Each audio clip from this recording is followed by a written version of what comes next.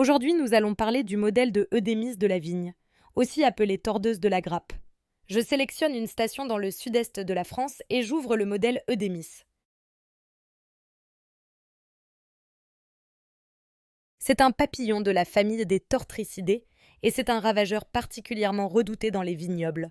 En effet, les larves s'attaquent aux grappes de raisin, ce qui engendre une perte de rendement et une dégradation de la qualité des raisins. Les larves perforent les fleurs et les fruits. Les blessures sont ensuite des portes d'entrée pour des champignons pathogènes comme le botrytis, responsable de la pourriture grise. En début d'année, Eudémis hiverne sous forme de chrysalide, enfermée dans un cocon.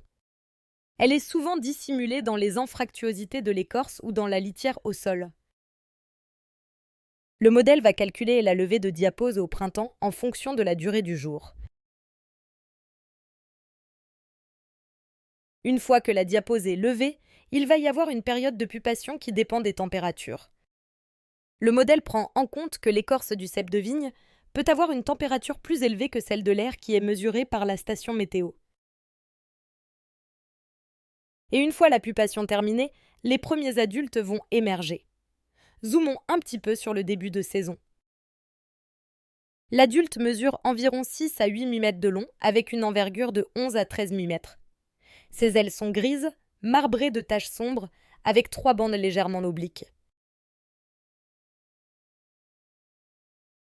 Rimpro modélise dans le graphique du bas le vol des adultes femelles uniquement, sachant que pour la plupart des Tortricidés, y compris Eudémis, il y a une protandrie, ce qui implique que les mâles ont tendance à émerger légèrement avant les femelles. Le modèle fait la distinction entre les femelles vierges en bleu clair, les femelles accouplées en bleu foncé et les vieilles femelles en gris. Les vieilles femelles peuvent toujours voler, mais ne sont plus en mesure de pondre. Peu après leur émergence, les adultes s'accouplent. Des températures élevées et une faible humidité offrent des conditions optimales pour l'activité des papillons. En revanche, la pluie et les températures basses réduisent de la fréquence des accouplements. Rimpro prend donc en compte que s'il y a une période très pluvieuse pendant le vol des femelles, les accouplements vont être réduits. C'est ce qui est le cas ici, dans le graphique du bas, dans cette période qui va du 5 au 8 mai. Les accouplements et le vol ont généralement lieu au crépuscule et en début de nuit lorsque la température dépasse 12 degrés. Les femelles commencent à pondre entre 1 et 3 jours après l'accouplement. C'est ce qu'on appelle la période de pré-oviposition. Dans Rimpro, cette période de pré-oviposition dépend uniquement des températures. Les femelles pondent des œufs isolés ou en petits groupes sur les inflorescences ou les baies. Les œufs sont translucides au départ, puis deviennent jaune-beige juste avant l'éclosion.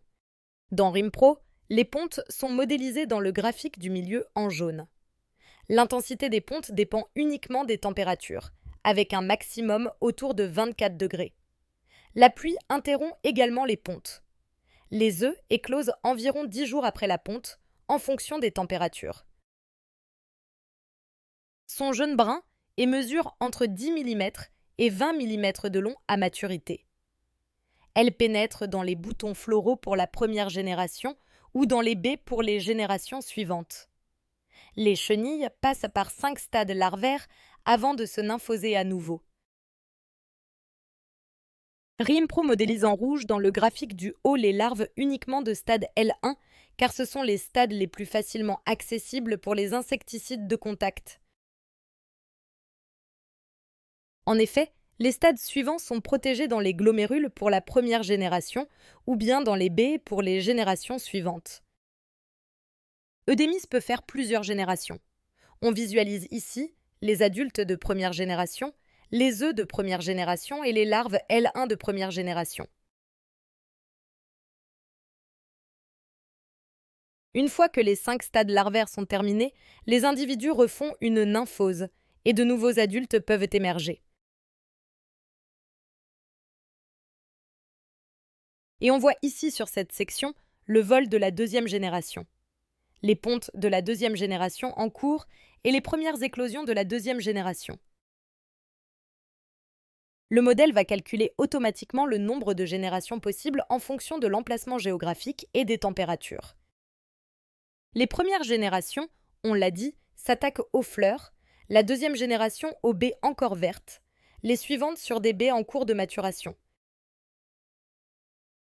Le modèle va prendre en compte que le développement des larves est plus rapide sur les baies à maturité que sur les baies vertes et sur les fleurs. Nous allons garder la même station et changer l'année de simulation afin de voir le nombre de générations totales pour cet emplacement. Pour cela, je clique sur l'icône horloge et je change l'année de simulation. En 2024, pour ce même emplacement, il y avait donc 3 générations distinctes modélisées, et on observe même un début de 4e génération. Abordons maintenant les différentes méthodes de lutte contre l'eudémise de la vigne. Tout d'abord, la confusion sexuelle, qui a pour but de perturber l'accouplement des adultes. Le stade ciblé sont les papillons adultes mâles. Étant donné qu'ils émergent quelques jours avant les femelles modélisées dans RimPro, il est conseillé de mettre en place les diffuseurs de phéromones quelques jours avant le début des émergences.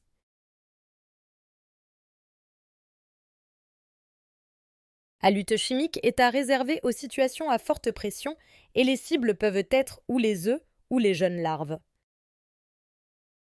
Les inhibiteurs de croissance sont à positionner sur les pontes puisque leur but est de stériliser les œufs et empêcher le développement larvaire.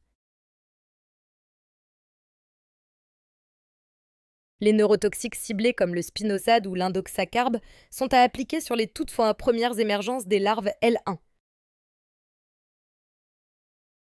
Donc ici, en fonction des simulations dans le graphique du haut,